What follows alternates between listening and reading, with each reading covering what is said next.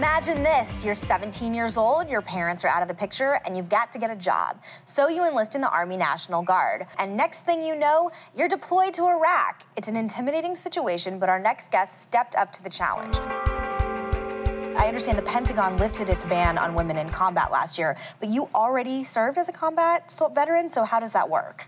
I feel like it was a backhanded compliment. I think that the Pentagon's working in the right direction by recognizing that we're in those roles now, and it's really nice of them to do that, but I think if they would have changed the verbiage a little bit to say that they're recognizing that we were already in those roles, it would have maybe helped to change the perception the media has of us in the public.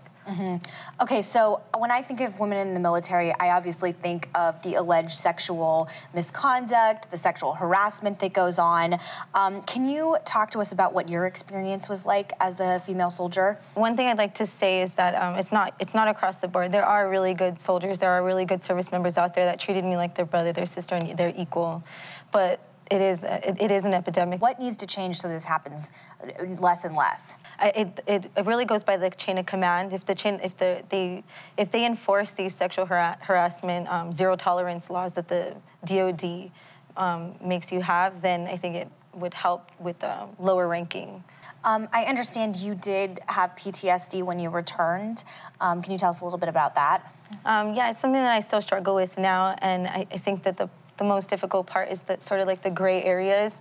The media and the public is really aware of the outbursts and nightmares and the cliche kind of version, but there isn't a lot of research that I know of right now that are for female veterans. I think with female veterans, we're commonly just kind of written off like, oh, she's being a bitch, instead of something's wrong with her, she came back from the war, she came back from the military, what's going on with her?